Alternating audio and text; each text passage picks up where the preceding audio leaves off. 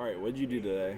Hi, my name is Hunter Lloyd, and I got fourth place today at the Prodigy Games Regional.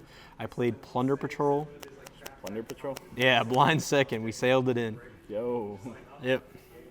see that deck. All right, so you start with 3 Whitebeard. He's the best name to have. If for people that don't know what these cards do, basically, this is a tuner monster that when it's sent from either hand or field to the graveyard, it will summon any plunder monster from your deck, but restrict you into plunders for the rest of the turn. All right. From there, you have the second best name, which is Golden Hair. Okay. Golden Hair is 2 effects. There's the hand effect and the graveyard effect. The hand effect is you can discard any other plunder card, special summon her. This part doesn't restrict you, but the graveyard card, you can discard any card, summon her from the graveyard, but that part restricts you. Next, you have the second best name, or third best name, Black Eyes. I only play 2 of him because he's very situational. What he does is he reveals himself, targets any plunder monster in your graveyard, add it back to your hand, then summon himself. So even if like they GD Crow the target though, you're still going to summon the Black Eye, so it doesn't actually matter. 2 Redbeard. You only play 2 of him because he's only really good for like summoning off Whitebeard on your opponent's turn. But he has the effect to tag out into a ship on your opponent's turn. It's really good and really balanced. When he's sent to the graveyard though, he re-equips himself to any Plunder Patrol card you control. So you can just re-equip him to the ships to make them all quick effects. You play 1 of this one, it's a name, but it's also a fake extender. Just to try to do anything. And he also draws cards if you have like too many non-engine cards. And that's just like the basic plunder like monster ratio. I didn't feel like I needed any more throughout the day. It was just like fine the way it was. For other support engines, you have to play right in this deck. So you play 1, and then something that I always choose to play is Illegal Knight. A lot of the time, you have really rough time not getting attributes from your opponent. So Illegal Knight just helps that by giving them the dark attribute that you need to keep playing. It's also 2000, so it's not really hard to beat over. In worst case scenario, you can just make more to banish it to get the +1 off the field spell and just keep playing the game. And you can actually play around Dark Ruler with this guy really easily, so it just helps a lot. For like the going second cards, because I blind second every game, I play triple Lava Golem, 1 Pringatops, 3 Gamma. Your deck actually does not care about the graveyard whatsoever because none of the ships need to go to the graveyard to banish their cards, so you can actually just do this for free. It's actually this is the most free thing. Triple Veiler, triple Nib, 2 Ash, 2 Ghost Ogre. I played a lot of going second cards because you need to play them into certain decks. The problem with the matchups though is that board breakers are better against the tier element deck, but the hand traps are better against the splight deck. So you just have to like find a very fine line. Shifter is just inherently good against most of the formats, so it's just an auto free card. Gamma just helps a lot in certain like match or scenarios that like where because this deck loses to Ash really hard on certain points, so it just helps you play the game better. And then this gives them a fire for Brawn, which makes your guys bigger, so it makes it easier. The effect to burn never came up though. I play triple Shipyard. What this does is you can discard any card, so theoretically it could be any plunder card, and so it makes all these cards that may seem dead into actual real cards that keep playing. The theory behind this deck is that you're playing an advantage deck, so that you have these cards to make it so they can't play the game. But the plunder cards, they go +1 to 3 every single turn of the game. They go +3 on your turn, +1 on your opponent's turn, so you're just playing like more of an advantage. You just have more cards than your opponent to keep playing. That's the idea behind it. This card also has a grave effect that it comes up a lot. You can target any plunder card in your spell and trap zone, bounce that card back to your hand, and reset it. So the thing that happens first is this card gets reset and then it bounces. So you can actually super cheese that by like having lists. So you activate this, target the card, and then you chain effective list to summon the card, and this you'll still get the field spell back. It's a super cheese thing, but it always comes up, and most people just don't know about that. Triple Mind, you're playing a going second deck, so you might as well play it. It's also a really good easy field spell. This always outs Mind, so you always have easy access to out it, so it doesn't matter. Triple Right, 1/1. You're playing 60, so you have to play Double Desires. It's just an inconsistency card. Just draw 2. Most of the time, you're not going to really banish it enough anyway for it to matter because all your good plunder names are 3, and all these cards don't matter as long as you see multiples of them. Like, yeah, sure, you'll have some bad scenarios. Well, maybe you'll like banish like Draco back or this, but that doesn't matter enough. Like, just seeing 2 more cards in like a consistency deck and a hand trap deck is just better. 1 call by because you lose Ash.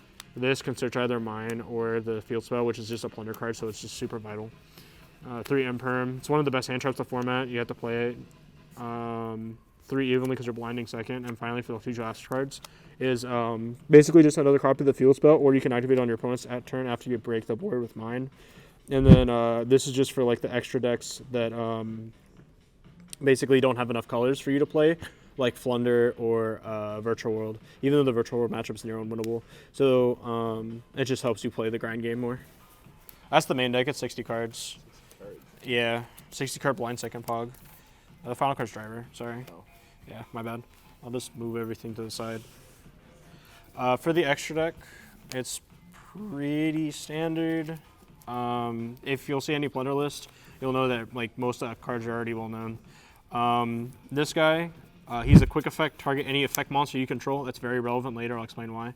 Because I play a lot of like cool stuff in the side deck. That's where my list is really spicy. It'd be, you summon a ship with a monster, an attribute your opponent has on the border in the graveyard, and then you draw 1. So if they Ghost Ogre, or like you chain and you Nibiru yourself, what happens first is you summon the monster, and then you equip, and then you gain the +1 effect. So like you always summon the ship. It doesn't matter what happens to this card. So if they Ghost Ogre or you Nibiru yourself to give them a light monster or whatever, you'll summon the list, go back, and then draw 1. If it must be in that order. So, but I play triple list for that reason, because this card is just nuts. This card is like the best card in the deck, I swear. Right behind that is Mork. This one's the monster negate, but you can also summon from hand or spell and trap zone during either player's main phase. This one is Karma Cut and then adds a spell or trap. Fun fact, this card, all of the ships can be ashed, except for this one, when it doesn't have an equip. It's such like the Nightmare monsters when they're not co-linked. It's the same exact ruling. Finally, you play 2 Synchro Ship. 2 Synchro Ship is not really relevant because back removal just isn't as good. But you play 2 because you need the attack buff at the bottom. All other fiends gain 500 attack and defense. So you just keep playing. That's the, I think it's 11 Plunder names. And the final 4 cards just like vary between list to list. This one actually came up a lot because you're playing a water deck and the Spite deck's really prevalent. I played like 4 Spite players. I took Toad or I was getting impermed every single time, so God bless. Unicorn is for when you need to out the token because Blackbeard's a link too, and it's the easiest like monster to make to out the Nibiru token because Mork can only banish effect monsters, and that's unlucky. Almirage is for when you normal summon Golden Hair to do a 1-card starter combo into Blackbeard. And then finally, it's Awakened Punisher is for when you draw any one of the tuners, plus either Griffin or Legal Knight. He never really came up this event though, so you can cut him. It doesn't really matter. If it ever comes up and you need to, like, and you just have only adventure cards and you make Aria and you crash it into their monster, you can search one of the Plunder names, and that comes up too.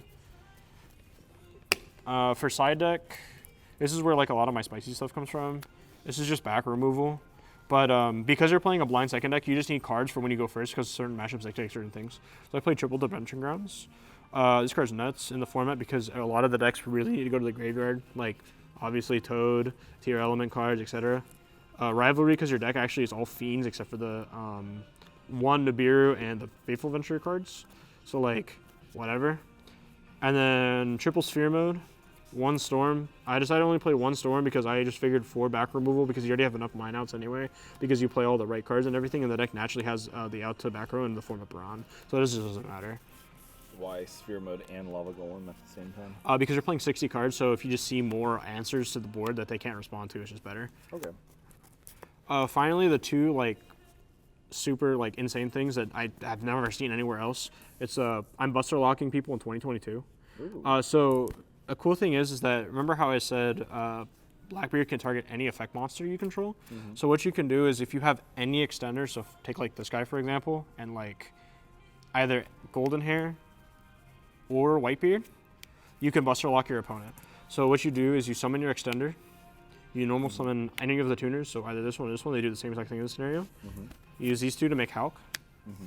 And so this is very important because if you use this effect, after it resolves, you'll be locked into Plunders. So you have to do Chain Link 1, Chain Link 2. Mm-hmm. So it'll resolve backwards. Hulk will summon out the Buster Wolf from your deck. Mm-hmm. And then this guy will summon out the Golden Hair from your deck. Mm-hmm. And from here, these 2 will go together to make Blackbeard. And then Blackbeard can target the little whelp. And now they're Buster locked. because they can't, because it's so countered as equipped off all the cards. Another cheese thing is that if you have Faithful Adventure, all of your cards get protected by battle once as well, because all the ships are considered equipped by their own effects. Oh, So super relevant. But that was my deck. all right. Yeah. Well, thank you very much. My pleasure. And Have a great day. good job. Congratulations. Woo.